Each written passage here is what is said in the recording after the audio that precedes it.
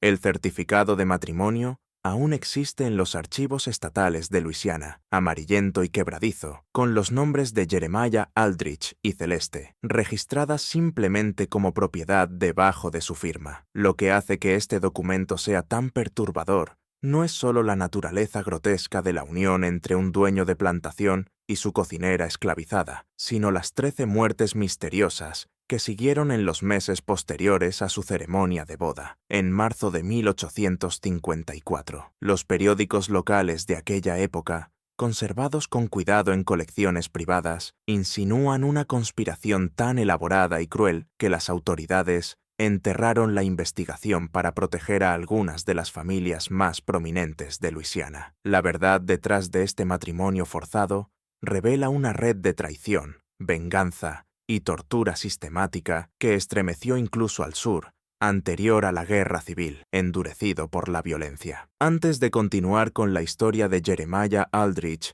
y el destino infernal que lo esperaba en Willowbrook Plantation, asegúrate de suscribirte a nuestro canal y cuéntanos en los comentarios desde qué estado nos escuchas. Ahora, déjame llevarte a una época en la que el honor lo significaba todo y en la que una confianza rota podía destruir a un hombre de formas mucho peores que la muerte. Los acontecimientos que llevaron a ese matrimonio impío comenzaron 15 años antes, en los oscuros remansos del delta del Mississippi, donde se hacían fortunas con carne humana y el dinero manchado de sangre corría con la misma libertad que el río turbio. Jeremiah Aldrich no nació dentro de la aristocracia de plantación que definía la sociedad de Luisiana en la década de 1840. Hijo de un agricultor de tabaco fracasado de Kentucky, llegó a Nueva Orleans en 1839, sin más que una ambición ardiendo en el pecho y la disposición de entrar en negocios que los caballeros más establecidos no habrían tocado ni con sus mejores guantes. El comercio de esclavos,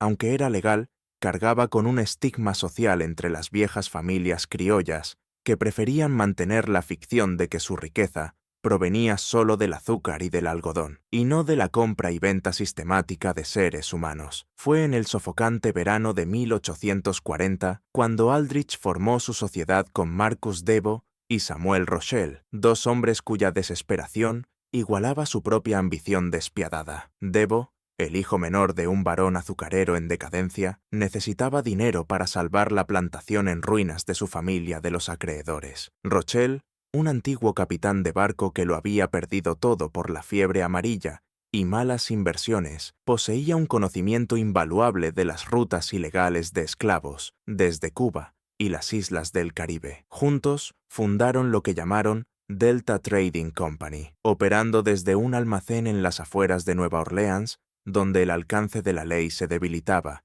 y nadie hacía preguntas sobre el origen de su mercancía. El negocio resultó más rentable de lo que cualquiera de ellos se había atrevido a imaginar. Mientras los comerciantes legales de esclavos trataban con propiedad documentada, con títulos claros y certificados de salud, la operación de Aldrich se especializaba en lo que, con eufemismo, llamaban servicios de recuperación. Compraban personas esclavizadas que habían escapado de plantaciones arruinadas, adquirían negros libres secuestrados a cazadores de recompensas corruptos y, de forma aún más lucrativa, introducían cautivos recién llegados desde barcos ilegales que todavía cruzaban el Atlántico, a pesar de la prohibición oficial del comercio internacional de esclavos. Los márgenes de ganancia eran extraordinarios, porque sus costos de operación eran mínimos. No les importaban la salud, la vivienda ni la humanidad básica de su mercancía. Durante 3 años,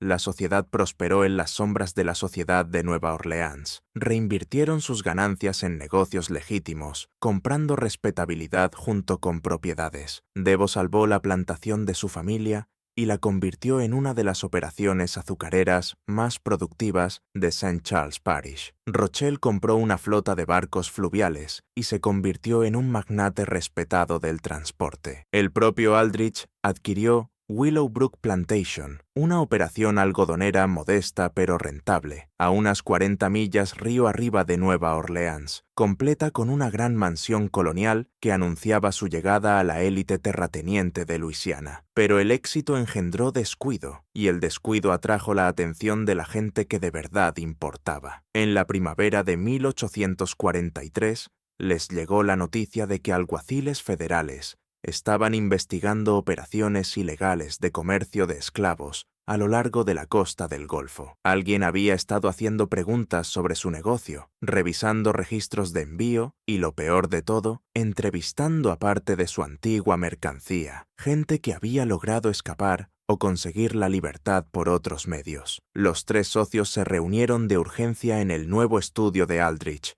en Willowbrook, rodeados de libros encuadernados en cuero que él no podía leer y retratos al óleo de antepasados que no eran suyos. La tensión en aquella habitación era sofocante, mientras cada hombre comprendía que su imperio de miseria humana estaba a punto de derrumbarse. Debo, siempre el más nervioso de los tres, sugirió que debían disolver la sociedad de inmediato y destruir todos los registros de sus transacciones. Rochelle, con el pragmatismo de un marino, defendió una estrategia más medida: mover sus activos al extranjero y esperar a que la investigación pasara. Pero Aldrich tenía otra solución, una que revelaba la verdadera profundidad de su bancarrota moral. Ya había decidido eliminar a sus socios y robar sus bienes combinados, pero necesitaba un plan que apartara la sospecha de sí mismo mientras silenciaba a los dos hombres que sabían lo suficiente como para destruirlo. La solución le llegó con la fría claridad del mal puro. Mataría a ambos hombres y acomodaría la escena para que pareciera que se habían matado entre ellos en una disputa por dinero. Con Debo y Rochelle muertos,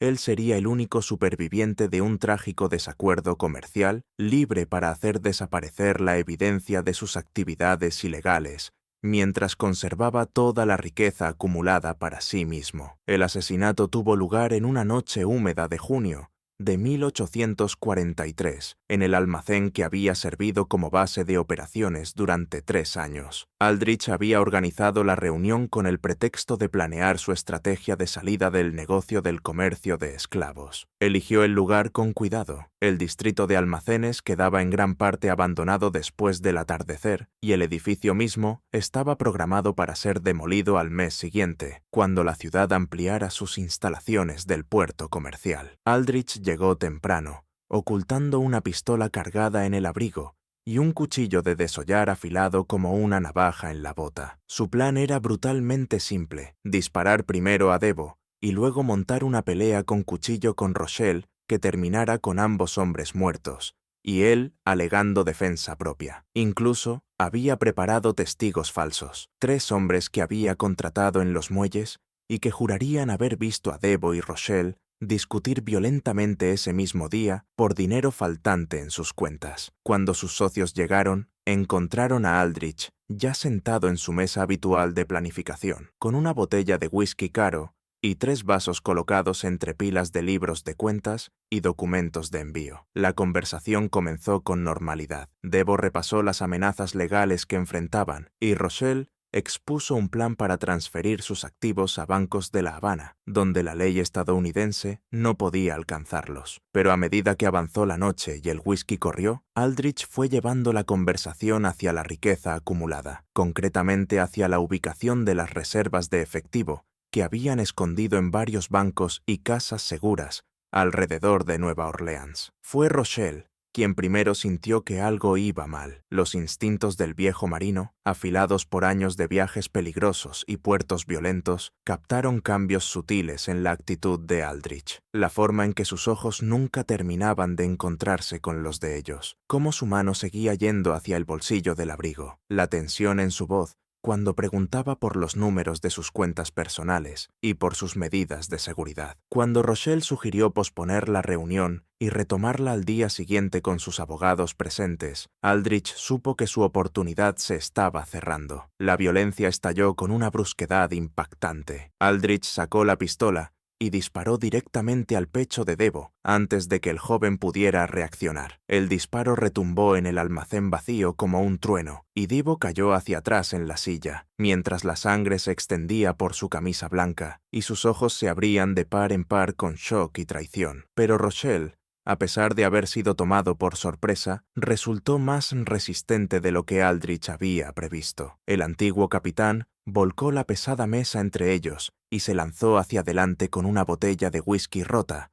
cortando la cara de Aldrich y abriéndole una herida profunda en la mejilla izquierda que le dejaría una cicatriz permanente. Lo que siguió fue una lucha desesperada que duró casi 10 minutos, mucho más de lo que Aldrich había planeado. Rochelle peleó con la furia de un hombre que entendía exactamente lo que estaba pasando y se negaba a morir en silencio. Se estrellaron contra cajas de documentos, esparcieron libros de cuentas por el suelo y dejaron rastros de sangre en todas las superficies, mientras peleaban por el control del cuchillo que Aldrich había sacado de la bota. Al final, fue la edad de Rochelle la que lo traicionó. A los 53 años, simplemente no podía igualar la fuerza y la resistencia del hombre más joven. Aldrich logró por fin hundir la hoja profundamente en el estómago de Rochelle, girándola hacia arriba, hacia el corazón, mientras el viejo marino arañaba desesperadamente su garganta. Pero incluso mientras moría, Rochelle logró jadear unas palabras que perseguirían a Aldrich por el resto de su vida. «Mi hijo lo sabe todo. Vendrá por ti. Cuando tenga la edad suficiente, te hará pagar». En aquel momento, Aldrich desechó esas palabras como los delirios de un moribundo. No tenía idea de que Philippe,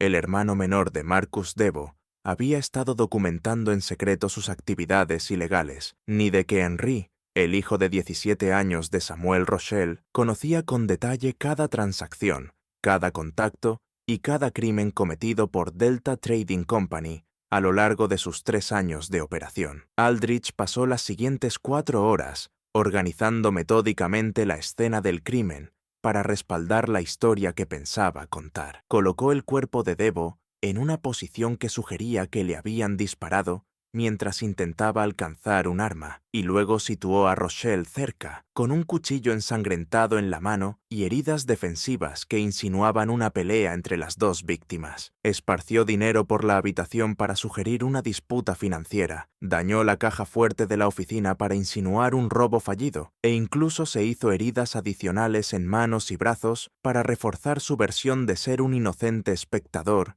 atrapado en una confrontación violenta. Los testigos falsos actuaron exactamente como se les había pagado, declarando ante la policía que habían visto a Debo y Rochelle discutiendo aquella tarde por fondos faltantes de la sociedad. Un estibador corrupto aseguró haber oído gritos desde el almacén en el momento aproximado de los asesinatos, seguidos de disparos y sonidos de una pelea violenta. Y lo más importante, Aldrich había preparado una explicación convincente para justificar su presencia en el lugar. Afirmó que había llegado para mediar en la disputa entre sus socios, solo para encontrarse con una confrontación mortal que lo obligó a luchar por su propia vida. La policía de Nueva Orleans, desbordada por delitos más urgentes y deseosa de cerrar un caso que involucraba a 3 hombres relativamente respetables, aceptó la versión de Aldrich con una investigación mínima. El informe oficial concluyó que Debo y Rochelle se habían matado entre sí en una disputa comercial, y que Aldrich apenas había escapado del mismo destino. En el plazo de una semana,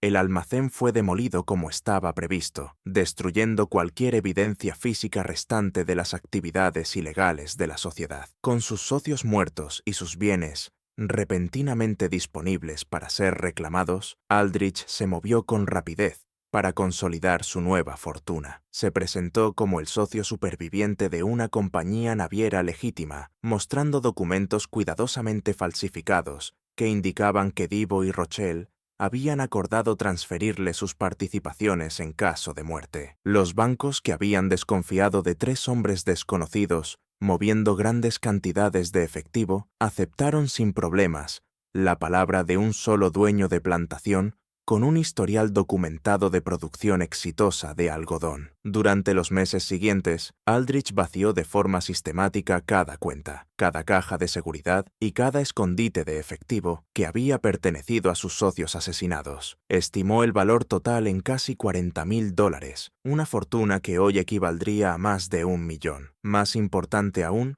había eliminado a las únicas 2 personas que podían conectarlo con las operaciones ilegales de Delta Trading Company, dejándolo libre para reinventarse como un miembro respetable de la sociedad de Luisiana. Pero Aldrich había cometido un error fatal. En su obsesivo enfoque en las amenazas inmediatas y las oportunidades financieras, había ignorado por completo a las familias de los hombres que había asesinado. En concreto, no tuvo en cuenta que tanto Marcus Devo como Samuel Rochelle tenían familiares jóvenes que pronto descubrirían la verdad sobre sus muertes y que pasarían la siguiente década planeando, con cuidado, método y paciencia, una venganza tan elaborada y devastadora que la muerte parecería misericordia comparada con lo que le tenían preparado. Philip Devo tenía 22 años cuando su hermano Marcus fue asesinado y, a diferencia de los hombres mayores de la familia Devo, que siempre habían priorizado la gratificación inmediata por encima de la planificación a largo plazo, Philip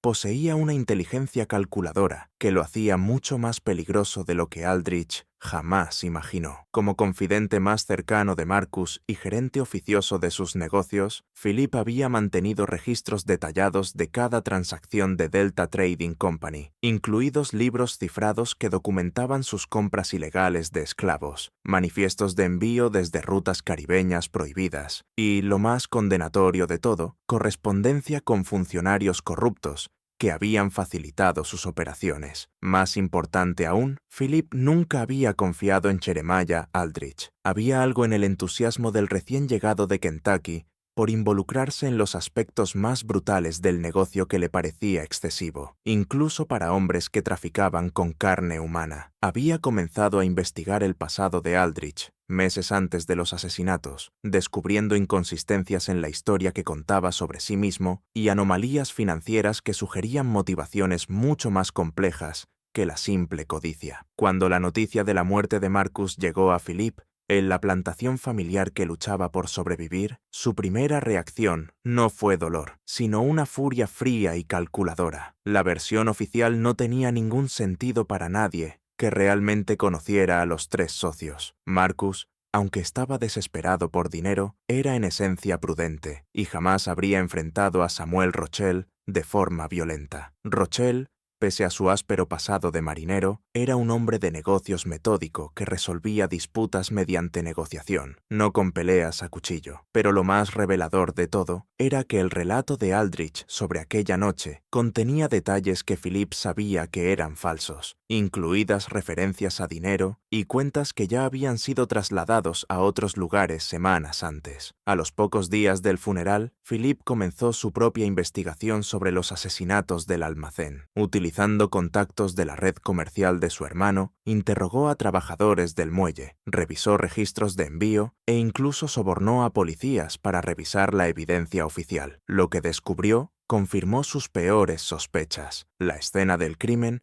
había sido cuidadosamente montada, los testigos habían sido pagados para mentir y varias piezas clave de evidencia habían sido ignoradas de forma deliberada o destruidas. Y, por encima de todo, descubrió que Aldrich había empezado a ceder a los bienes financieros de sus socios asesinados apenas horas después de sus muertes, lo que sugería un nivel de preparación que contradecía por completo su afirmación de ser un espectador inocente. Mientras tanto, Henri Rochelle llevaba a cabo su propia investigación desde un ángulo muy distinto. Con 24 años, el hijo de Samuel poseía las conexiones marítimas de su padre, pero también una educación formal en derecho y negocios que lo hacía especialmente apto para rastrear el aspecto financiero de los asesinatos. Henry había pasado varios años trabajando en bancos y compañías navieras de Nueva Orleans, construyendo relaciones con empleados, gerentes y funcionarios que podían ofrecer información que el enfoque más directo de Philip quizá pasaría por alto. La investigación de Henry reveló la verdadera magnitud del robo de Aldrich. Examinando con cuidado registros bancarios, manifiestos de carga y transferencias de propiedad, documentó cómo el asesino había saqueado sistemáticamente cada activo perteneciente a la sociedad Delta Trading Company. Henry calculó que Aldrich había robado más de $60,000 en efectivo, propiedades e inversiones comerciales, riqueza que representaba años de operaciones ilegales, pero rentables, construidas sobre el sufrimiento de cientos de seres humanos esclavizados. Pero lo que hacía a Henry verdaderamente peligroso era su comprensión de cómo funcionaban en realidad los sistemas financieros y legales de Luisiana. A diferencia de Philip, que estaba centrado en probar la culpabilidad de Aldrich mediante evidencia directa, Henry entendió que una estrategia más efectiva sería usar la propia codicia de Aldrich en su contra. En lugar de buscar justicia inmediata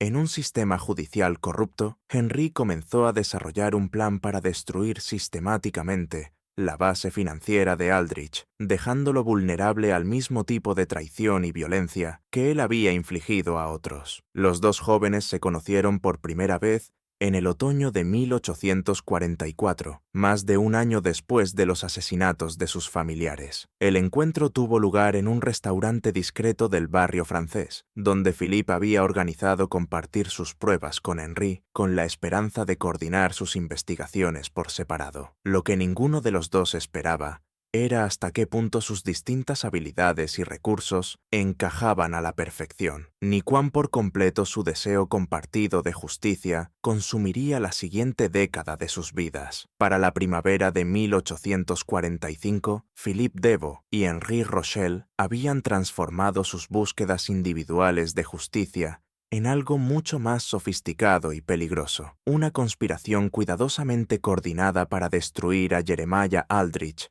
usando los mismos métodos con los que él había asesinado a sus familiares: traición, manipulación financiera y, al final, violencia disfrazada de negocio legítimo. Pero, a diferencia de la brutalidad impulsiva de Aldrich, su enfoque sería metódico, paciente y absolutamente devastador en su minuciosidad. La primera fase de su plan se centró en infiltrarse en las redes sociales y comerciales de Aldrich. Philippe, usando las conexiones que le quedaban a su familia dentro de la sociedad de Luisiana, comenzó a frecuentar los mismos clubes de caballeros, reuniones políticas y eventos sociales, donde Aldrich se estaba consolidando como un terrateniente respetable. Su objetivo no era enfrentarse directamente al asesino de su hermano, sino estudiar los hábitos del hombre, sus debilidades y, sobre todo, sus vulnerabilidades financieras. Philip había heredado el encanto y la habilidad social de su difunto hermano y en pocos meses logró colocarse como uno de los conocidos casuales de Aldrich, alguien lo bastante confiable como para compartir tragos con él, pero no lo bastante importante como para ser considerado una amenaza. Mientras tanto,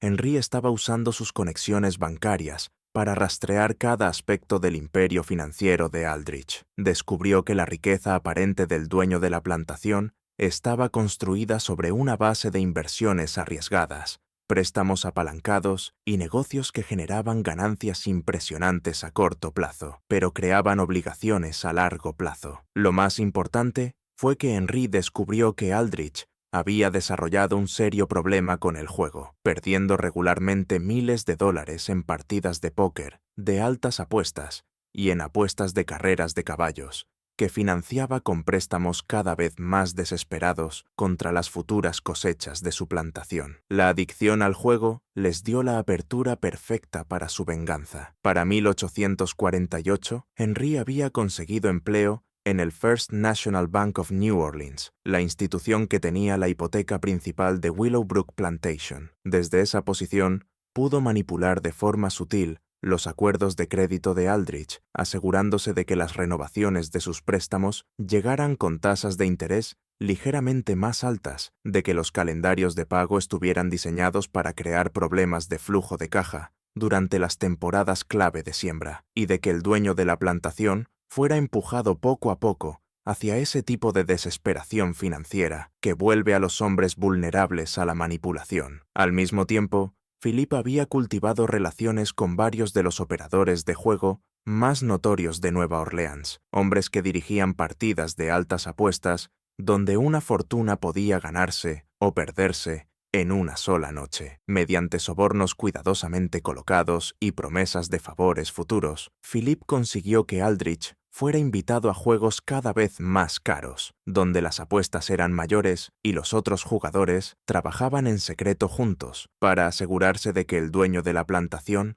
perdiera mucho más de lo que podía permitirse. La fuerza de su estrategia estaba en su paciencia y en su sutileza. En lugar de enfrentarse a Aldrich directamente o buscar una venganza rápida por medio de la violencia, estaban destruyendo de manera sistemática la base financiera que sostenía su posición social y la imagen que tenía de sí mismo. Cada préstamo que vencía le generaba tensión, cada pérdida en el juego profundizaba su desesperación, y cada intento fallido de conseguir dinero rápido mediante inversiones arriesgadas lo acercaba más a ese tipo de ruina total que lo dejaría vulnerable a cualquier castigo final que ellos decidieran imponerle. Para 1851, sus esfuerzos ya empezaban a dar resultados. Las deudas de Aldrich habían crecido hasta casi $30,000 y solo los pagos de intereses consumían la mayor parte de las ganancias anuales de su plantación. Se había visto obligado a vender varias parcelas de su tierra para cubrir sus pérdidas en el juego, y entre la élite terrateniente de Luisiana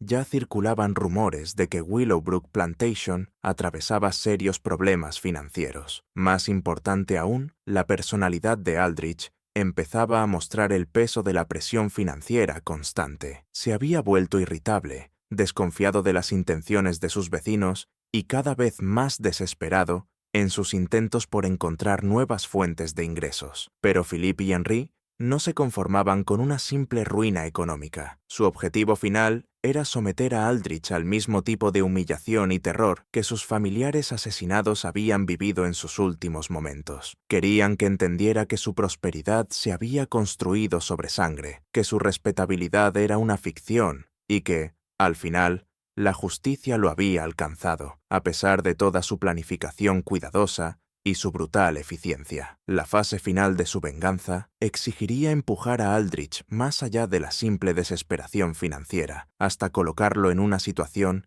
en la que se vería obligado a aceptar cualquier condición que le ofrecieran, sin importar lo degradante o peligrosa que pudiera ser. Necesitaban que quedara tan completamente atrapado que la muerte pareciera preferible a las alternativas, pero también necesitaban mantenerlo con vida el tiempo suficiente para que apreciara por completo la naturaleza sofisticada de su venganza. Fue Henry quien concibió la idea de usar a las propias personas esclavizadas de Aldrich como instrumentos de su destrucción. Todo dueño de plantación vivía con el miedo constante a una rebelión de esclavos, y ese miedo podía ser explotado por hombres que entendían la dinámica psicológica de la relación entre amo y esclavo. Pero, en lugar de provocar un levantamiento real, lo cual habría sido peligroso y moralmente problemático, Henry sugirió una estrategia más sutil. Usarían el matrimonio de Aldrich con una de sus propias esclavas como la humillación definitiva, una degradación pública que destruiría su posición social y al mismo tiempo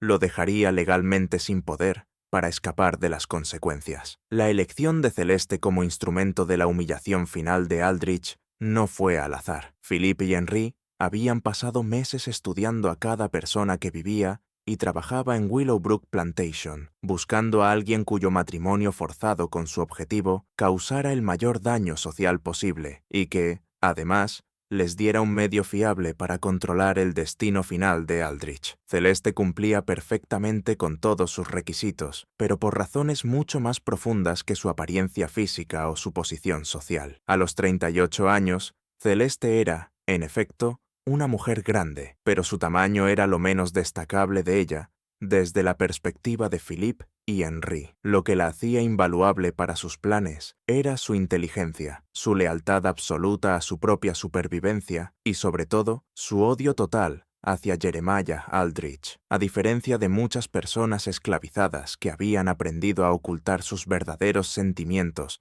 detrás de máscaras de obediencia, Celeste nunca se había molestado en esconder su desprecio por el hombre que la poseía. Cumplía sus deberes como cocinera principal con eficacia y sin quejarse, pero cualquiera que la observara con atención podía ver la furia helada que ardía en sus ojos cada vez que Aldrich estaba presente. Su odio tenía raíces profundas. Celeste había sido comprada por Aldrich en 1847, procedente de una plantación fracasada de Mississippi, donde había sido separada de su marido y de sus 3 hijos, vendidos a distintos dueños en diferentes estados. La separación no había sido económicamente necesaria. Aldrich podía haberse permitido comprar a toda su familia, pero eligió comprar solo a Celeste, porque necesitaba una cocinera con experiencia y no veía ninguna ganancia en adquirir lo que, con desprecio, llamaba bocas innecesarias que alimentar. Cuando Celeste le suplicó que al menos comprara a su hija menor, una niña de 10 años, Aldrich se había reído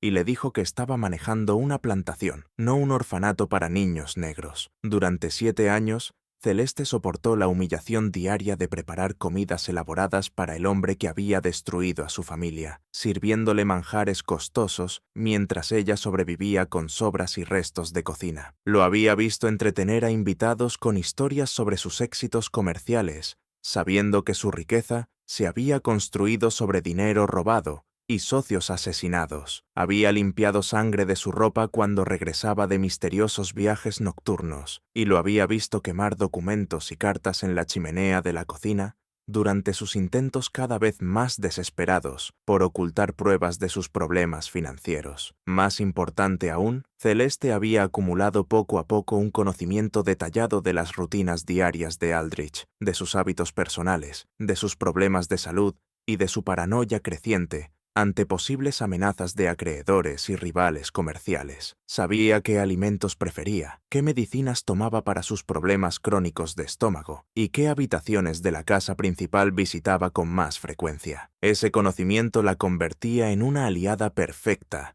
para cualquiera que quisiera manipular o dañar a su dueño, pero también la hacía extremadamente valiosa para los planes específicos de venganza de Philippe y Henry. El acercamiento a Celeste requería un manejo delicado. Ni Philippe ni Henry podían arriesgarse a tener contacto directo con una persona esclavizada en la propiedad de Aldrich, ya que ese contacto sería tanto legalmente peligroso como sospechoso. En su lugar, usaron intermediarios, personas libres de color que trabajaban en los mercados de Nueva Orleans y que tenían razones legítimas para hacer visitas ocasionales a las plantaciones rurales. A través de esos contactos, fueron estableciendo comunicación con Celeste poco a poco, ofreciéndole al principio pequeñas cantidades de dinero a cambio de información sobre las actividades y costumbres de Aldrich. Lo que descubrieron superó sus expectativas. Celeste no solo poseía un conocimiento detallado de las debilidades de su dueño, sino que llevaba años desarrollando su propia campaña sutil de guerra psicológica contra él. Había estado poniendo demasiada sal en su comida a propósito para empeorar sus problemas estomacales,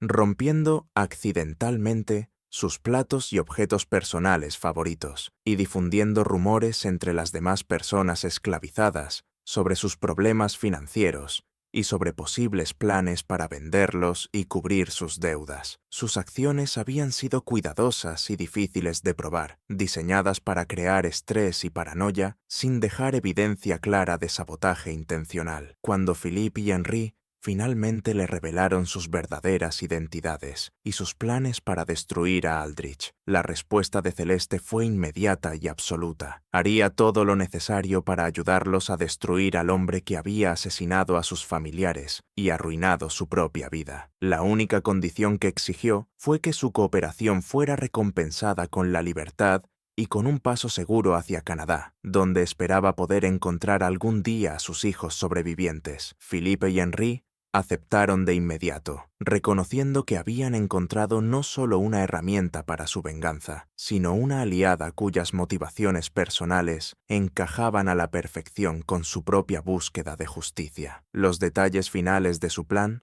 tomaron forma a lo largo de varios meses de cuidadosa coordinación. Aldrich sería empujado a la ruina financiera total mediante una serie de pérdidas, manipuladas en el juego, y préstamos reclamados, dejándolo vulnerable a una oferta que no podría rechazar: casarse con Celeste en una ceremonia legal o enfrentar una muerte inmediata a manos de sus acreedores. El matrimonio destruiría su posición social y les daría a Philippe y Henry acceso legal a su propiedad a través del control que tendrían sobre su esposa. Y, lo más importante, colocaría a Celeste en una posición desde la que podría envenenar a Aldrich poco a poco durante varios meses, haciéndolo sufrir la misma muerte lenta y agonizante que habían vivido sus familiares asesinados. Pero el plan requería un elemento más, uno crucial: el momento exacto. Necesitaban asegurarse de que el colapso financiero de Aldrich coincidiera con un periodo en el que estuviera aislado de posibles aliados e incapaz de buscar ayuda de las autoridades o de sus conexiones políticas. La oportunidad llegó a comienzos de 1854, cuando Henry supo que Aldrich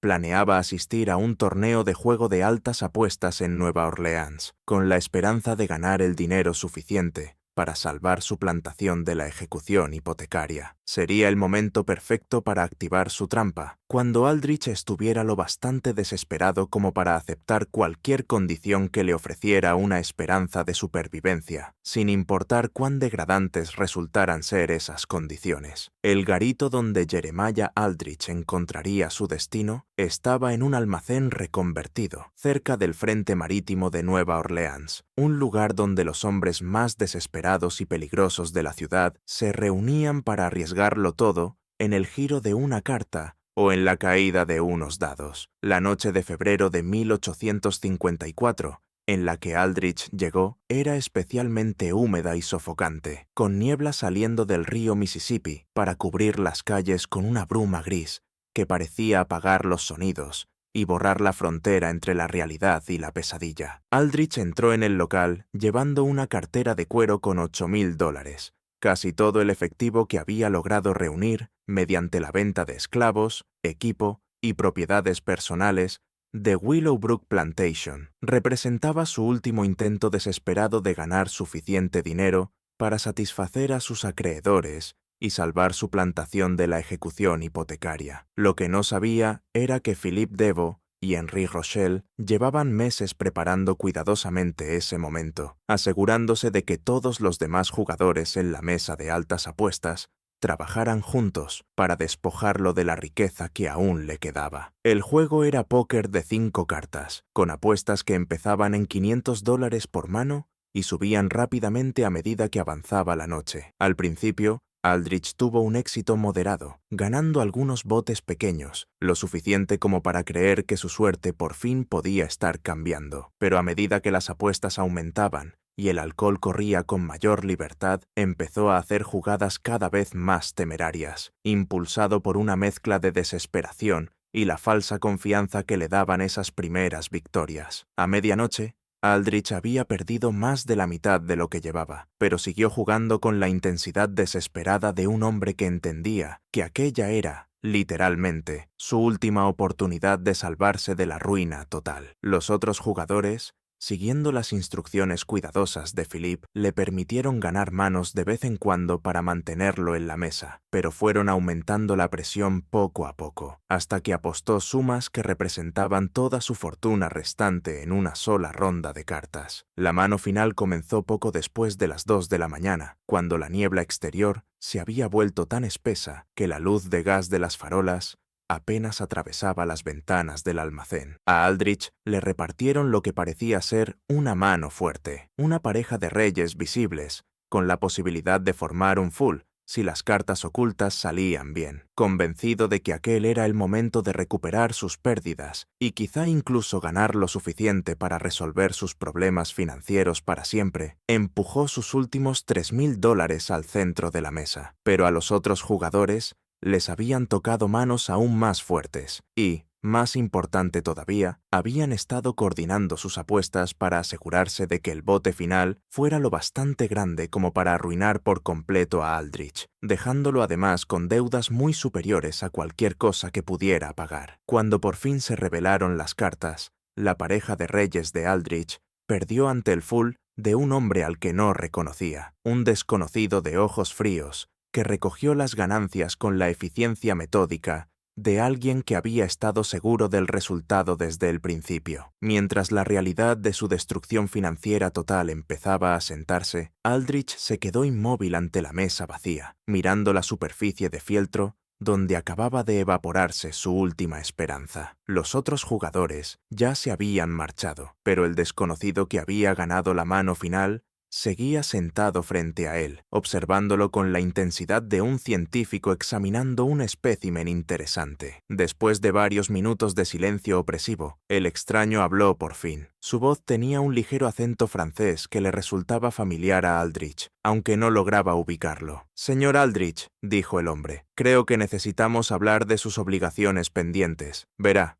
los caballeros que acaban de irse no son solo jugadores, representan ciertos intereses comerciales que han tenido mucha paciencia con sus dificultades financieras, pero la paciencia, como la suerte, tarde o temprano se acaba». Fue en ese momento cuando Philippe Deveau salió de las sombras, cerca de la entrada del almacén, con el rostro iluminado por la luz temblorosa del gas, de una manera que hacía inconfundible su parecido con su hermano asesinado. La sangre de Aldrich se volvió hielo al reconocer los rasgos que había visto torcidos por el dolor y el shock 11 años antes, cuando Marcus Deveau había muerto con una bala en el pecho y la traición en los ojos. «Parece que hubiera visto un fantasma, Jeremiah», dijo Philippe, acercándose a la mesa con una gracia depredadora. «Quizá porque lo ha visto. Mi nombre es Philippe Deveau, y creo que conoció bastante bien a mi hermano mayor, Marcus. De hecho, usted fue la última persona que lo vio con vida, ¿no es así?» El almacén se sintió de pronto imposiblemente frío, pese al aire húmedo de Luisiana allá afuera. Las manos de Aldrich empezaron a temblar cuando comprendió toda la magnitud de su situación. Aquello nunca había sido un torneo de juego al azar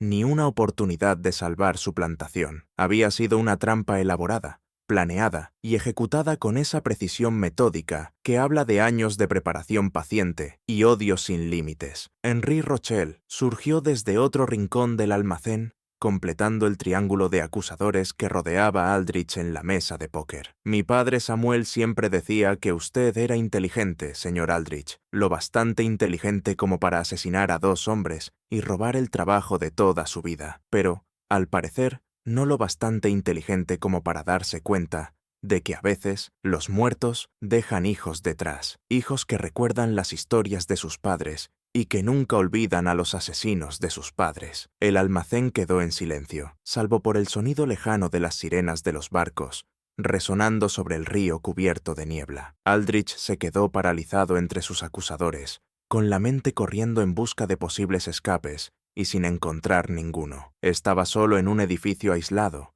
con 2 hombres que llevaban más de una década planeando su destrucción, y su ruina financiera total significaba que nadie iría a buscarlo si simplemente desaparecía en el delta del Mississippi. Philippe ocupó la silla directamente frente a Aldrich, sentándose con cuidado deliberado antes de volver a hablar. «Lo sabemos todo, Jeremiah. Sabemos sobre Delta Trading Company y sus operaciones ilegales de comercio de esclavos. Sabemos del almacén donde asesinó a nuestros padres a sangre fría. Sabemos de los documentos falsificados, de los testigos sobornados y del robo sistemático de todo lo que ellos habían trabajado para construir. Y, sobre todo, sabemos que ha vivido 11 años de dinero manchado de sangre, construyendo su respetable vida de plantador sobre la base de sus cadáveres». Henri se acercó desde el otro lado, sacando una carpeta de cuero llena de documentos que extendió sobre la mesa de póker como pruebas en una sala de juicio. «Aquí tiene copias de cada transacción financiera que ha hecho desde 1843,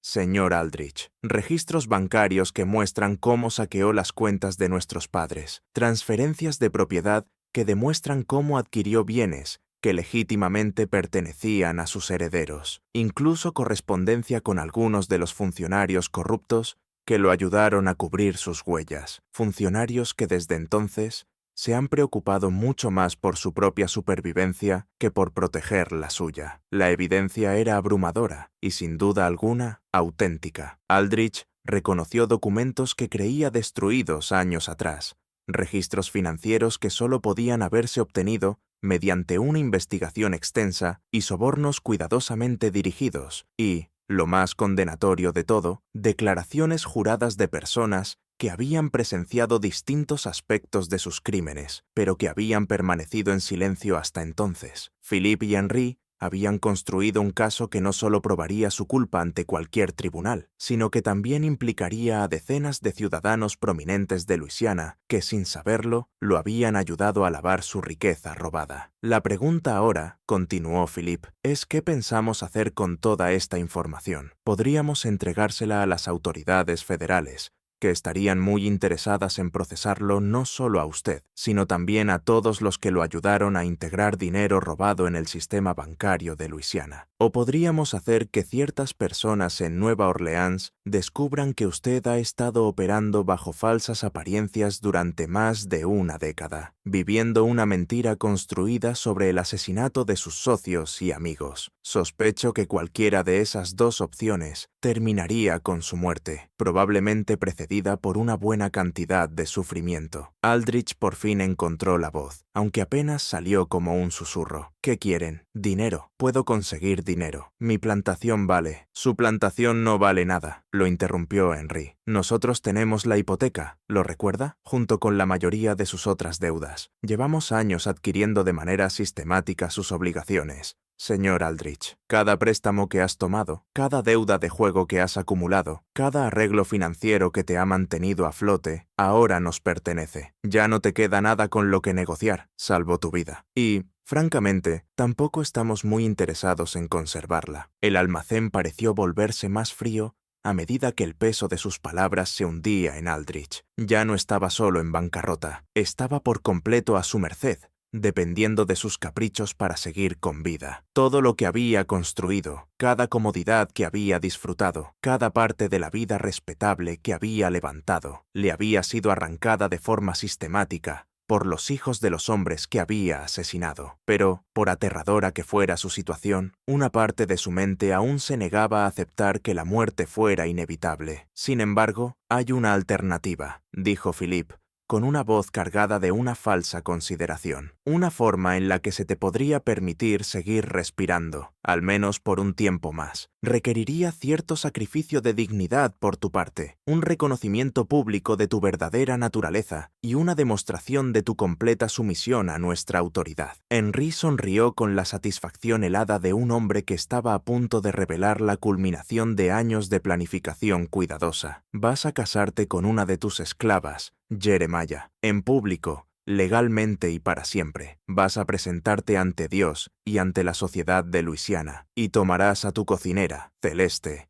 como tu legítima esposa. Vas a vivir como su marido, dormir en la misma cama y presentarte ante tus vecinos como un hombre que eligió casarse con su propia propiedad. La propuesta era tan grotesca, tan completamente fuera de los límites de la conducta aceptable en la sociedad de Luisiana antes de la guerra civil, que Aldrich al principio ni siquiera pudo procesar lo que estaba oyendo. Un matrimonio entre un plantador blanco y una persona esclavizada no era solo socialmente inaceptable, era un suicidio legal, una aniquilación social y una humillación personal a una escala que haría que la muerte pareciera misericordiosa en comparación. «Están locos», susurró Aldrich. «Nadie haría algo así. Es imposible. Ningún pastor celebraría una ceremonia así. Ningún tribunal la reconocería. En realidad, ya hemos hecho los arreglos necesarios», respondió Philip con suavidad. «Hay un ministro en Natchitoches Parish que tiene grandes deudas con ciertos locales de juego. Ha aceptado celebrar una ceremonia completamente legal, debidamente presenciada y documentada. Y en cuanto a los tribunales, bueno,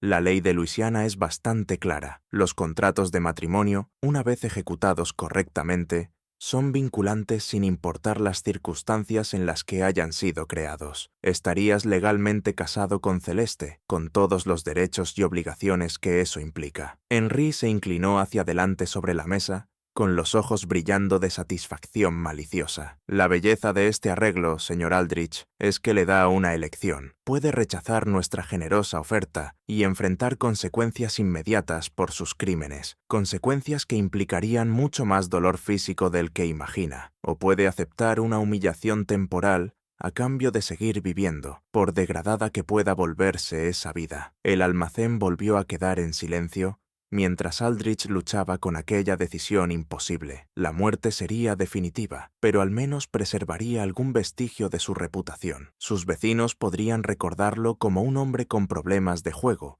y fracasos comerciales, pero no conocerían la verdad sobre sus asesinatos ni sobre sus crímenes. Casarse con Celeste, en cambio, destruiría cada aspecto de su identidad social, dejándolo vivo para soportar años de humillación pública y tormento privado. ¿Cuánto tiempo?, preguntó por fin. Si acepto este arreglo, ¿cuánto duraría? Philippe y Henri intercambiaron una mirada que hablaba de entendimiento mutuo y satisfacción compartida. Por el resto de tu vida natural, señor Aldrich. Después de todo, el matrimonio es un vínculo sagrado, aunque, dada tu edad y tus aparentes problemas de salud, sospechamos que tu vida natural quizá no se extienda tanto como esperas. La implicación era clara y escalofriante. No le estaban ofreciendo una humillación temporal seguida de una futura libertad. Le estaban ofreciendo una muerte lenta, disfrazada de matrimonio, una tortura prolongada que destruiría su espíritu antes de reclamar por fin su cuerpo. Pero la alternativa,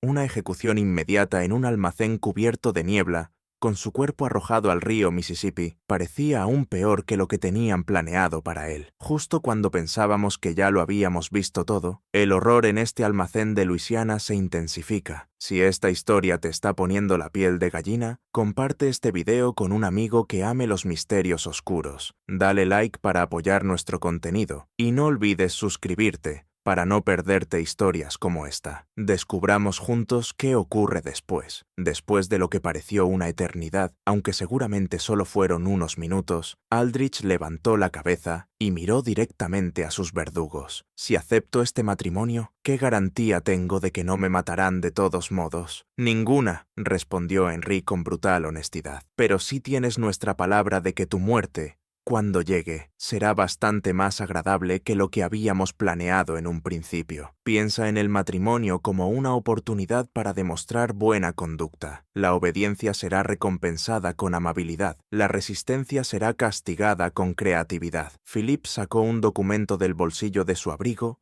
y lo colocó sobre la mesa, junto a las pruebas de los crímenes de Aldrich. Este es un contrato de matrimonio, correctamente preparado y listo para tu firma. La ceremonia está programada para mañana por la noche en Willowbrook Plantation, donde todos tus vecinos y socios de negocios serán invitados para presenciar tu unión voluntaria con Celeste. Se les ha dicho que has tenido una conversión religiosa y que deseas demostrar tu compromiso con la caridad cristiana, elevando a una de tus esclavas a la condición de esposa. La humillación final era la exigencia de que presentara el matrimonio como una decisión propia, un acto voluntario de benevolencia cristiana, y no como la degradación forzada que en realidad era. Sus vecinos lo considerarían excéntrico, quizá loco, pero también creerían que había elegido ese camino por su propia voluntad. Nadie sospecharía que estaba siendo obligado por los hijos vengativos de socios asesinados, porque nadie más sabía siquiera que Marcus Devo y Samuel Rochelle habían existido. Aldrich tomó el contrato de matrimonio con unas manos que temblaban tanto que apenas podía sostenerlo. Los términos eran simples y absolutos. Se casaría con Celeste en una ceremonia legal, viviría con ella como marido y mujer y velaría por su bienestar como lo haría con cualquier esposa. A cambio, sus acreedores se abstendrían de reclamar de inmediato sus deudas y le permitirían seguir operando Willowbrook Plantation bajo su supervisión. Mientras firmaba con su nombre el contrato que destruiría su vida, Aldrich trató de convencerse de que quizá encontraría alguna forma de escapar de aquella trampa una vez que hubiese ganado tiempo obedeciendo. Tal vez podría apelar a las autoridades, o huir a otro estado, o encontrar alguna laguna legal que invalidara el matrimonio. Pero incluso mientras esos pensamientos desesperados cruzaban por su mente, podía ver la satisfacción en los ojos de Philippe y Henri. Habían planeado ese momento durante más de una década y habían anticipado cualquier vía de escape que él pudiera considerar. «Bienvenido a la familia, cuñado», dijo Philippe mientras recogía el contrato firmado. «Nos veremos mañana por la noche para la ceremonia. Confío en que te vestirás como corresponde para una ocasión tan importante». La mañana del 15 de marzo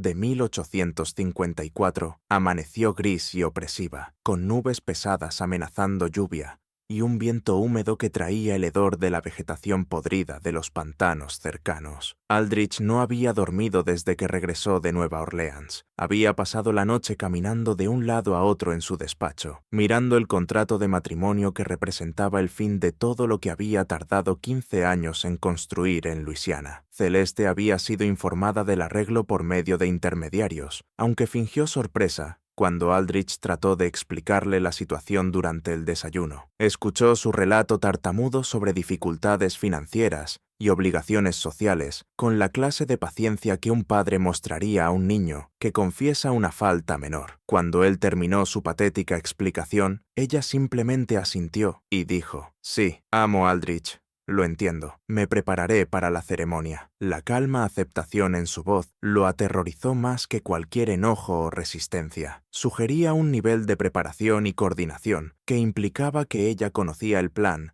desde mucho antes de que él se viera obligado a aceptarlo. Mientras la observaba moverse con eficiencia por la cocina, preparando lo que sería su última comida como amo y esclava, Aldrich comenzó a darse cuenta de que sus verdugos habían sido mucho más minuciosos en su planificación de lo que él había entendido al principio. A lo largo del día, vecinos y conocidos fueron llegando a Willowbrook Plantation, atraídos por las invitaciones que Philippe y Henry habían enviado en nombre de Aldrich. A los invitados se les dijo que estaban presenciando una notable muestra de caridad cristiana, ya que su vecino había decidido honrar a una de sus sirvientas más fieles, ofreciéndole la protección y la dignidad del matrimonio. La mayoría llegó esperando ver alguna clase de broma elaborada, o quizá una prueba de que Aldrich por fin había sucumbido a la inestabilidad mental que sus problemas financieros recientes parecían sugerir. Lo que encontraron, en cambio, fue una ceremonia de boda organizada correctamente,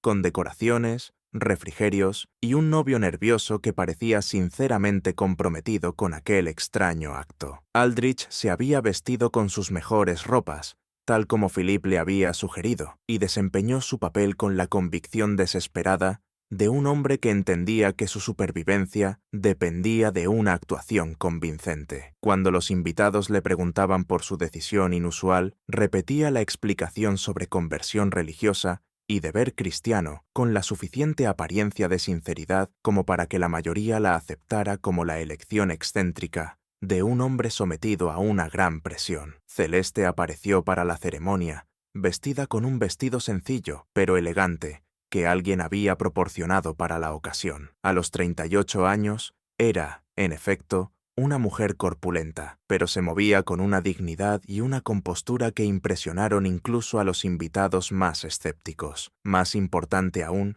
parecía verdaderamente complacida por la atención y el respeto que estaba recibiendo. Sonreía con gracia al público reunido y les agradecía por presenciar lo que ella llamó el día más importante de mi vida. El ministro de Natchitoches Parish celebró la ceremonia con eficiencia profesional, leyendo los votos tradicionales y pidiendo las respuestas adecuadas tanto a la novia como al novio. Cuando llegó al momento de hablar ahora o callar para siempre, varios invitados se movieron con incomodidad, pero nadie fue lo bastante valiente como para desafiar lo que parecía ser una unión legal y voluntaria entre adultos que daban su consentimiento. La voz de Aldrich apenas llegó más allá de la primera fila de testigos cuando pronunció sus votos, pero las respuestas de Celeste fueron claras y firmes. Prometió amar, honrar y obedecer a su nuevo esposo con una convicción tal que la ceremonia pareció casi normal, como si los matrimonios entre dueños de plantación y sus antiguas esclavas fueran algo común en la sociedad de Luisiana. El momento más perturbador llegó cuando el ministro los declaró marido y mujer y ordenó a Aldrich besar a su esposa. El rostro del dueño de la plantación se puso pálido al inclinarse para cumplir con ese último requisito, y por un momento pareció que podría desplomarse allí mismo, pero Celeste lo sostuvo con una suavidad sorprendente, poniéndose de puntillas para encontrarse con sus labios en un beso breve y casto, que selló su unión legal y dio inicio a la fase final de su destrucción. Cuando los invitados se fueron, la mayoría moviendo la cabeza con desconcierto por lo que habían presenciado, Aldrich se encontró solo con su nueva esposa en la casa de la plantación que alguna vez había representado su integración exitosa en la sociedad de Luisiana. De pronto, el edificio se sintió ajeno y amenazante, como si la ceremonia de matrimonio hubiera transformado habitaciones familiares en espacios extraños donde él ya no pertenecía. Celeste se movía por la casa, con la seguridad de alguien que entendía que la dinámica de poder había cambiado para siempre. Comenzó a reorganizar muebles y pertenencias personales con una autoridad casual, haciendo cambios que subrayaban su nueva condición de señora de la casa. Cuando Aldrich intentó protestar por una de sus decisiones, ella lo miró con una expresión cargada de años de odio acumulado y dijo en voz baja: «Ahora estamos casados, Jeremiah, marido y mujer, socios. Creo que ya es hora de que empecemos a comportarnos como tales. ¿No crees?» Aquella primera noche, mientras yacían en la misma cama que una vez había sido su santuario privado, Aldrich comprendió que sus verdugos habían ideado un castigo mucho más sofisticado que la simple muerte. Lo habían atrapado en un recordatorio diario de su impotencia, rodeándolo de la presencia constante de alguien que sabía exactamente lo que había hecho y exactamente lo que merecía. Cada comida que ella cocinara, cada palabra que pronunciara, cada gesto de afecto aparente sería un recordatorio calculado de que su vida cómoda había sido construida sobre sangre y robo. Pero el verdadero horror todavía estaba por llegar. Como Aldrich descubriría pronto, el matrimonio no era la culminación de la venganza de Philip y Henry, era apenas el comienzo de una destrucción lenta y metódica que haría que sus últimos momentos en aquel almacén parecieran misericordiosos en comparación. El primer mes de matrimonio transcurrió con una normalidad engañosa, mientras Celeste se instalaba en su nuevo papel con una eficiencia que impresionó incluso a los pocos vecinos que le quedaban a Aldrich. Dirigía al personal de la casa con autoridad firme, atendía a los pocos visitantes que aún se sentían cómodos visitando Willowbrook Plantation y mantenía las apariencias sociales que permitían a su marido conservar algún vestigio de su antigua respetabilidad. Para los observadores externos, aquel matrimonio improbable parecía funcionar tan bien como cualquier unión convencional en la zona rural de Luisiana. Pero Aldrich comenzó a notar cambios sutiles en su rutina diaria que lo llenaban de una inquietud creciente. El café del desayuno había empezado a dejarle un regusto ligeramente amargo que no podía identificar. A pesar de estar preparado con los mismos granos y los mismos métodos que Celeste llevaba usando durante años, las cenas, aunque estaban preparadas con maestría y presentadas con elegancia, lo dejaban vagamente nauseabundo y extrañamente cansado. Lo más inquietante de todo fue que había comenzado a sufrir dolores de cabeza y episodios de mareo que parecían empeorar siempre que pasaba demasiado tiempo en compañía de su esposa. Al principio, atribuyó esos síntomas al estrés y al peso emocional de sus circunstancias degradadas. La humillación de su matrimonio forzado, combinada con la conciencia de su completa dependencia de la continua misericordia de Philip y Henry, era más que suficiente para causar problemas físicos. Pero, a medida que pasaban las semanas y su estado empeoraba poco a poco, Aldrich comenzó a sospechar que sus síntomas podían tener una causa más deliberada. Sus sospechas se confirmaron durante una conversación con el Dr. Hamilton Warren, el médico de confianza de Willowbrook, que había acudido a examinarlo después de que se desplomara durante una reunión de negocios con posibles compradores de algodón. El examen preliminar del Dr. Warren reveló síntomas compatibles con un envenenamiento crónico, en concreto con la acumulación gradual de sustancias tóxicas que estaban destruyendo lentamente su sistema digestivo y sus funciones nerviosas. «Su estado es bastante grave, señor Aldrich», explicó el Dr. Warren mientras guardaba sus instrumentos médicos. «Los síntomas sugieren una exposición prolongada al arsénico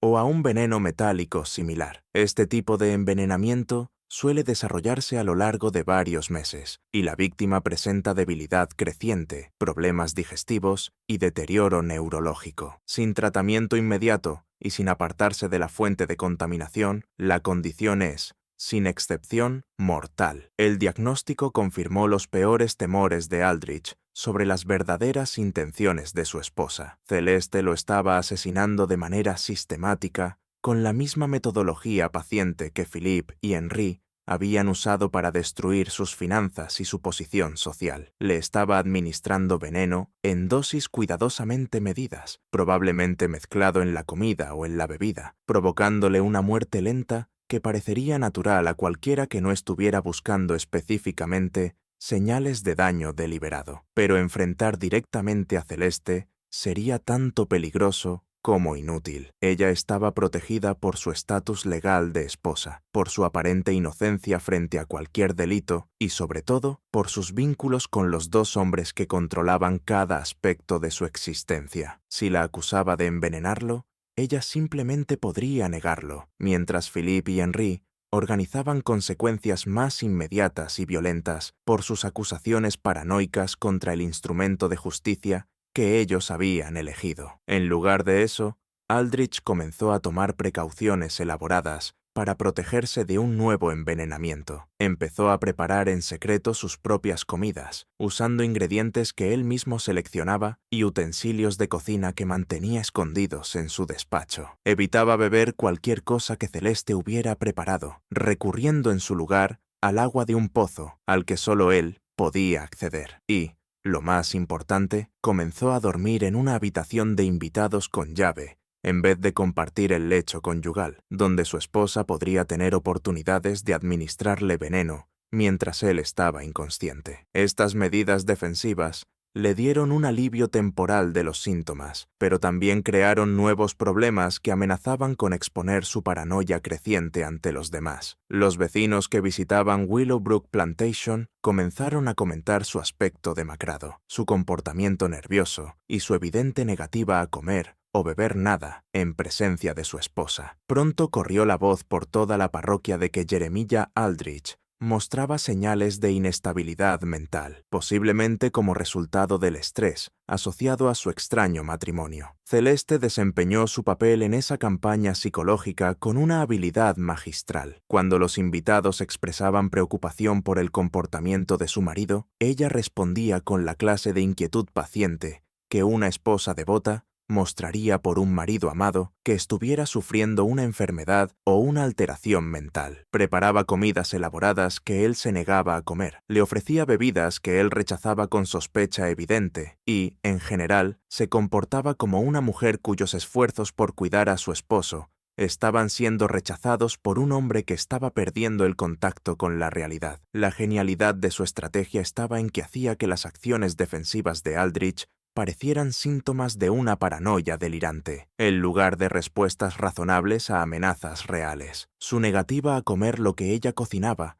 parecía un miedo irracional, no una precaución inteligente. Su comportamiento reservado y su desconfianza evidente hacia su esposa parecían pruebas de un colapso mental, no evidencia de que lo estaban asesinando poco a poco. Y lo más devastador de todo fue que sus intentos de explicar la situación al Dr. Warren y a otros conocidos de confianza fueron desechados como los desvaríos de un hombre enloquecido por el estrés financiero y la humillación social. Nadie podía creer que una mujer recientemente esclavizada fuera capaz de concebir y ejecutar un plan de asesinato tan sofisticado, o que tuviera el conocimiento y los recursos necesarios para conseguir y administrar venenos extraños durante un periodo prolongado. A finales de la primavera de 1854, Aldrich se encontraba atrapado en una pesadilla en la que su comprensión correcta de las intenciones asesinas de su esposa se había convertido en evidencia de su propia inestabilidad mental. Una mujer con la que estaba legalmente obligado a vivir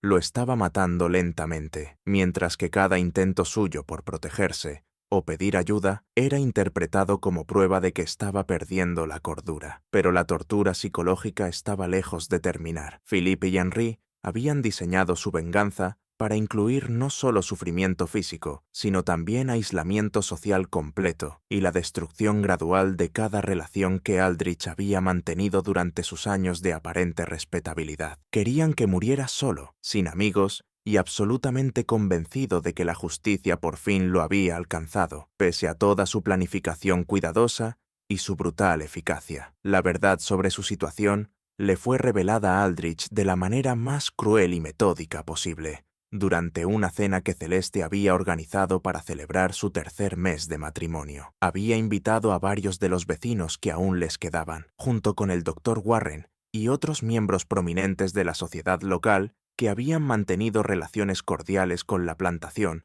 a pesar de las circunstancias inusuales del matrimonio. Aldrich pasó el día preparándose para la velada con su paranoia habitual, comiendo en secreto de antemano y planeando evitar consumir cualquier cosa que su esposa hubiera preparado. Pero cuando llegaron los invitados, Celeste anunció que había preparado una sorpresa especial para la ocasión, una botella de vino que supuestamente había envejecido en la bodega de la plantación desde antes del matrimonio y que deseaba abrir como un brindis simbólico por su futuro juntos. El vino fue presentado con gran ceremonia, abierto delante de todos los invitados, para demostrar que no había sido manipulado y servido en copas que habían sido limpiadas y preparadas a plena vista de todos los presentes. Cuando Celeste propuso un brindis por su matrimonio y por muchos años más juntos, Aldrich se encontró incapaz de negarse sin parecer completamente loco ante sus vecinos reunidos. Mientras levantaba la copa hacia sus labios, Aldrich alcanzó a ver los ojos de su esposa al otro lado de la mesa. Solo por un instante, su máscara de afecto devoto se resquebrajó, y él vio la fría satisfacción de alguien que estaba a punto de lograr una victoria largamente esperada. Pero para entonces,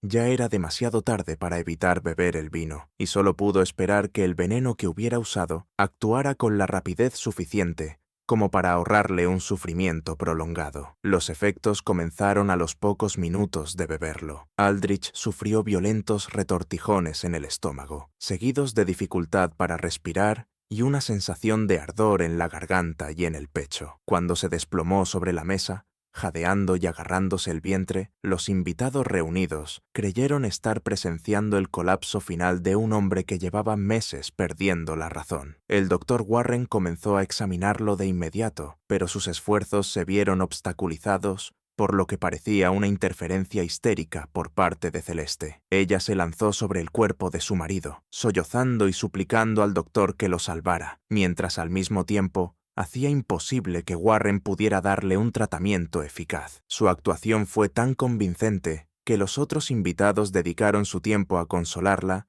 en vez de ayudar con la emergencia médica. Pero mientras Aldrich se moría en el suelo de su propio comedor, Celeste se inclinó hacia su oído y le susurró unas palabras que revelaron la verdadera magnitud de la conspiración que había destruido su vida. Marcus Debo era mi primo, Jeremiah. Samuel Rochelle era mi tío por matrimonio. Llevo trabajando con Philippe y Henry desde 1845, esperando la oportunidad perfecta para verte morir como tú los hiciste morir a ellos, despacio, con dolor y completamente solo. La revelación de que su esposa no era simplemente una herramienta de sus enemigos, sino una participante activa en aquella conspiración familiar, añadió una última capa de horror a la muerte de Aldrich. Había vivido durante meses con una mujer cuyo odio era personal e inmediato, no algo comprado ni forzado. Cada comida que ella había cocinado, cada conversación que habían compartido, cada momento de aparente tranquilidad doméstica había sido parte de una actuación elaborada, diseñada para maximizar su sufrimiento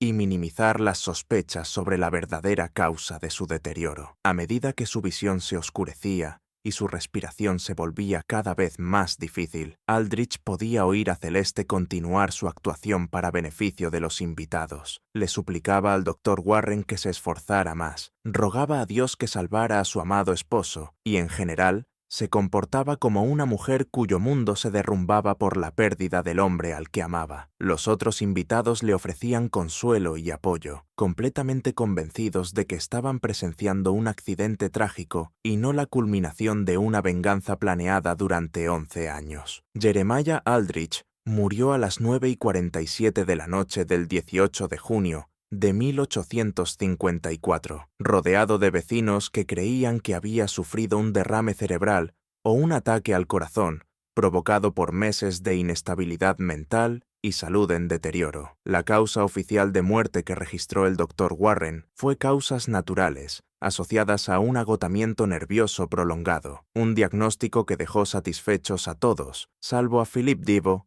y Henri Rochelle, que sabían exactamente qué lo había matado y por qué. Al funeral asistió mucha gente, y Celeste interpretó el papel de viuda afligida con tal convicción que varias damas prominentes de plantaciones vecinas se ofrecieron a ayudarla a administrar Willowbrook Plantation durante su periodo de luto. Nadie sospechó que la mujer llorosa, junto a la tumba, estaba en realidad celebrando la culminación exitosa del plan de asesinato más elaborado de la historia de Luisiana. Pero la historia no terminó con la muerte de Aldrich. Philippe y Henri habían planeado cada contingencia, incluida la disposición de sus bienes y el destino de su viuda. Como heredera legal de Aldrich, Celeste recibió Willowbrook Plantation, junto con todas sus deudas y obligaciones, deudas que, como ellos se apresuraron a recordarle, ahora se les debían a ellos como representantes de varias instituciones financieras. En el plazo de un mes después del funeral, Celeste firmó documentos transfiriendo la propiedad de la plantación a Philippe y Henri a cambio del perdón de las deudas pendientes. Después desapareció de Luisiana por completo, presumiblemente rumbo al norte, con dinero suficiente para empezar una nueva vida como mujer libre en un lugar donde nadie conociera su pasado,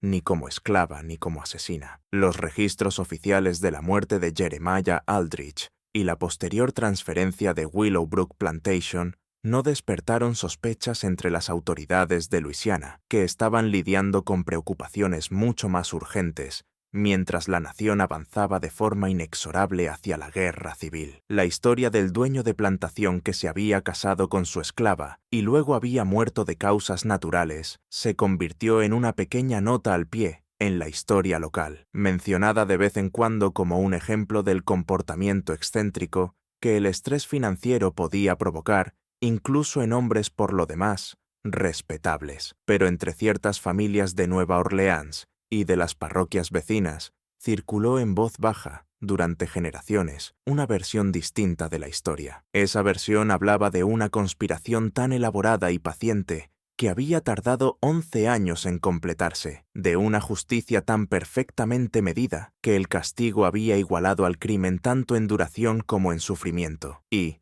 sobre todo, servía como advertencia sobre los peligros de traicionar a socios de negocios, especialmente cuando esos socios tenían familiares lo bastante inteligentes y despiadados como para pasar una década planeando la venganza perfecta. Philippe Deveau y Henri Rochelle habían logrado algo extraordinario en el contexto de la sociedad sureña anterior a la guerra civil. Habían llevado adelante con éxito un caso de asesinato que ningún tribunal habría tocado. Habían ejecutado una sentencia de muerte que ningún juez habría impuesto, y lo habían hecho todo mediante métodos que no dejaban ninguna evidencia de su participación. Su éxito había requerido paciencia, inteligencia, recursos financieros y, sobre todo, una comprensión total de cómo funcionaban realmente los sistemas sociales y legales de Luisiana. La transformación de Willowbrook Plantation después de la muerte de Aldrich, proporcionó la prueba final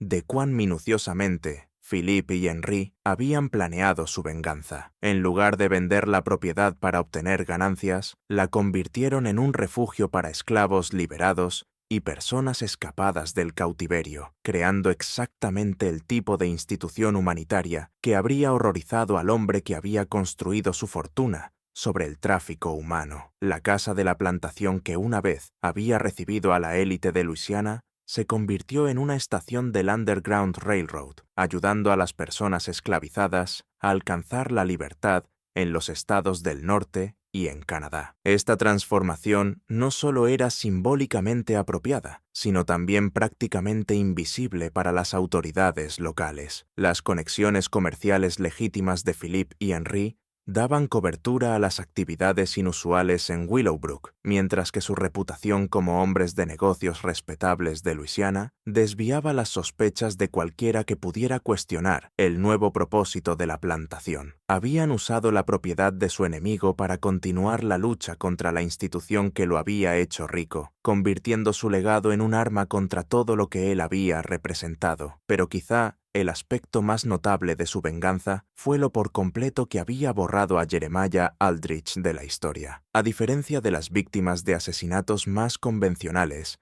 que al menos reciben reconocimiento como víctimas de un crimen, Aldrich había sido eliminado de la existencia de manera sistemática. Su riqueza había sido redistribuida entre las familias de sus víctimas. Su propiedad había sido transformada para fines que contradecían directamente sus valores. Su reputación había sido destruida por sus propias acciones y no por una revelación póstuma de sus crímenes. Y, más importante todavía, la forma de su muerte había sido diseñada para asegurar que nadie lo recordara como otra cosa que un plantador fracasado que había tomado malas decisiones financieras y se había casado mal. No habría monumentos en su memoria, ni una línea familiar que preservara su nombre, ni un registro histórico de sus verdaderos logros o de sus crímenes. Había sido borrado de la historia de Luisiana con la misma total ausencia con la que habría desaparecido si nunca hubiera existido. Este misterio nos muestra que la justicia, a veces, opera fuera de los límites de las instituciones legales, especialmente en sociedades donde esas instituciones están diseñadas para proteger a los poderosos a costa de los vulnerables. ¿Qué opinas de esta historia? ¿Crees que todo fue revelado? Deja tu comentario abajo. Si te gustó este relato y quieres más historias de horror como esta, suscríbete, activa la campana de notificaciones y compártelo con alguien que ame los misterios. Nos vemos en el próximo video. Gracias por mirar.